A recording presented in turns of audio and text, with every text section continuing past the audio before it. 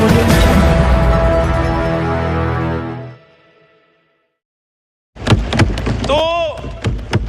یہ سورہ فاتحہ بھی پڑھتے ہیں تو اس کی سلیکٹو آیات پڑھتے ہیں، یہ جالب کا کلام بھی پڑھتے ہیں تو اس کے سلیکٹو مصرے پڑھتے ہیں، یہ جب فسطائیت کی بات بھی کرتے ہیں تو جو ان کے ذہن کے مطابق فسطائیت ہے اس کی بات کرتے ہیں۔ میں نے سمجھا کہ جب یہ کہہ رہے ہیں کہ صبح بے نور کو اور ایسے دستور کو، مجھے یہ گمان آیا کہ غالباً مینار پاکستان کے سائے کے تلے اس ریفرینڈم کے جلسے کے اندر خان صاحب نے یہ فرمایا ہوگا اس وقت کے حکمران کو کہ ایسے دستور کو صبح بے نور کو میں نہیں مانتا، میں نہیں جانتا۔ وہ بھی نہیں نکلا کیونکہ یہ پولنگ ایجنٹ تھے، یہ صف اول کے سپاہی تھے، اس فسطائیت کو تو قبول کیا۔ مگر آج جب یہ پارلیمان ہائیسٹ ادارہ اس ملک کا ایک لیگل سٹریٹجی کے تحت، ایک مشاورت کے تحت، ایک سیاسی عمل کے تحت ایک کانسٹیٹیوشنل امینڈمنٹ کرنے جا رہا ہے، وہ ان کو چبھ رہی ہے۔ اس وقت کا ریفرینڈم ان کو نہیں چبھا تھا، اس کو انہوں نے قبول بھی کیا تھا اور وہاں پولنگ ایجنٹ بن کے کھڑے بھی ہوئے تھے۔ یہ selective morality, selective justice, double standards, دوہرا معیار، اس کے علاوہ ان کی سیاست ہے کیا؟ اور اسی کرسی پر بیٹھ کے جناب چیئر، ہم اس سائیڈ پر بیٹھے تھے، قاسم خان سوری نے پوری دنیا کے سامنے آئین کو توڑا، آئین کو پامال کیا، پارلیمنٹ کو ڈیزالو کیا۔ اس پہ تو نہیں کہتے کہ ایسے دستور کو صبح بے نور کو میں نہیں مانتا، میں نہیں جانتا۔ اس وقت پوری پارٹی نے، کوئی بات نہیں، شاید کھٹک، کوئی بات نہیں بھائی، سن لے، حوصلہ۔ تو یہ سلیکٹو میموری ہے۔ ہم نے ادھر بہت منجے ہوئے سیاسی ورکر بیٹھے ہیں، یہ شاید کھٹک بیٹھا ہے، یہ گراؤنڈ لیول کا سیاسی ورکر ہے، پالیٹکس شروع کی، اسٹوڈنٹ پالیٹکس سے ہم بھی دیکھتے رہے ہیں، ہم نے بھی تبھی آغاز کیا تھا، ان کے ساتھ چلے تھے۔ ادھر بڑے بڑے پرانے لوگ بیٹھے ہیں، ایسے لوگ بیٹھے ہیں جن کے بزرگوں کے ساتھ ہمارے بزرگوں کا تعلق تھا، ایسے لوگ بیٹھے ہیں کہ جن کے ساتھ ہماری جماعت کا تعلق تھا، ہماری جماعت میں رہے، ہماری جماعت سے منسلک رہے۔ مگر یہ نفرت کے بیج بونے والا کون شخص تھا جس کو اپنی ذات کی تقلید قومی مفاد سے زیادہ پیاری تھی؟ وہ کون شخص تھا جس نے اس ملک کے اندر نفرت کے بیج بوئے؟ کیا وہ آج معافی مانگے گا کہ مینار پاکستان کے نیچے کھڑے ہو کے پولنگ ایجنٹ بنا؟ کیا وہ آج معافی مانگے گا کہ دستور کو توڑا گیا، اسی ایوان میں بیٹھ کے، اسی کرسی پر بیٹھ کے توڑا گیا؟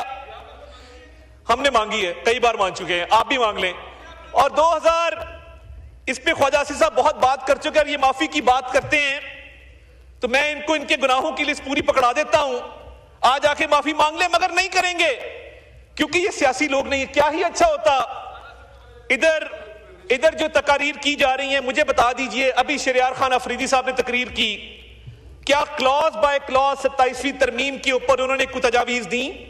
کیا انہوں نے کہا کہ اس کلاز میں اس کو بہتر کر لیں، فلاں کلاز کے اندر فلاں چیز لے آئیں؟ جناب والا، ان کی جو سلیکٹو میموری اور جو سوچ ہے وہ کیونکہ 2020 سے پہلے نہیں جاتی، تو میں تھوڑی یاد دہانی کرا دوں کہ انہی کا دور حکومت تھا، ہم یہی انہی بینچز پر بیٹھ کے ان کو سمجھاتے تھے کہ یہ سیاسی مخالفت ہے، اس کو دشمنی میں تبدیل مت کرو۔ ہم نے، پیپلز پارٹی نے، دیگر جماعتوں نے ایک چارٹر آف ڈیموکریسی کیا اس ملک کے اندر۔ اس چارٹر آف ڈیموکریسی کا کیا مقصد تھا؟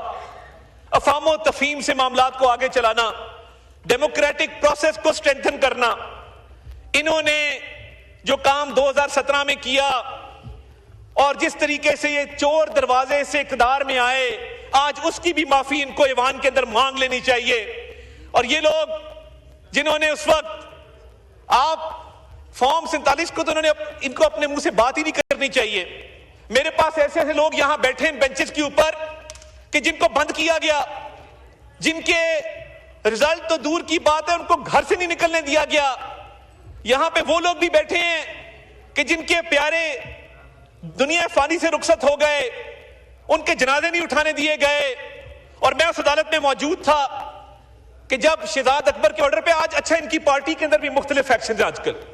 ایک فیکشن ہے جو لیپ ٹاپ لے کے آتی ہے دور اقتدار کے اندر، بھکتتا زین قریشی ہے، بھکتتے یہ لوگ ہیں جدھر بیٹھے ہیں، وہ وہیں سے کیمرہ آن کرتے ہیں یوٹیوب کا اور وہاں سے پورا بھاشن جھاڑتے ہیں۔ وہ ہر دور میں آپ کو کیبنٹ میں بیٹھے نظر آئیں گے، فرنٹ سیٹ پہ بیٹھے نظر آئیں گے، حکمرانوں کے قصیدے پڑھتے نظر آئیں گے، مگر اتنا سا مشکل وقت آتا ہے تو سب سے پہلی فلائٹ جو پاکستان میں جاتی ہے اس کی سیٹ 1A کے اوپر وہ براجمان ہوتے ہیں۔ آج بھی وہ بیٹھ کے اداروں کی تصدیق کرتے ہیں، کس ایجنڈے پہ کرتے ہیں؟ اور یہ ان کی پارٹی کی پالیسی ہے گڈ کاپ بیڈ کاپ کھیلنا۔ ادھر کچھ لوگ بیٹھ کے سیاسی عمل کی بات کریں گے اور یوٹیوب کے کیمرے والے جو مختلف ممالک کے اندر مقیم ہیں وہ اداروں کے اوپر حملہ کریں گے۔ آج تک آپ نے سنا محمود خان اچکزئی صاحب کو، مجھے بڑا دکھ ہوا کہ 27ویں ترمیم میں انہوں نے کابل کی بات کی، اور دیکھیے یہ ایک نئی روایت چل پڑی ہے کہ بات ایسی کرو جو افغانستان کے اندر ہیڈ لائن بنے، جو انڈیا کے اندر ہیڈ لائن بنے۔ تو آج اتنا سینئر آدمی، اتنا سیزنڈ آدمی، آپ ان کی تقریر کا لب لباب نکالیں تو سوائے کابل کے اس کے اندر دوسری کوئی بات نہیں تھی۔ کیا ہی اچھا ہوتا تھوڑی پڑھائی کر لیتے،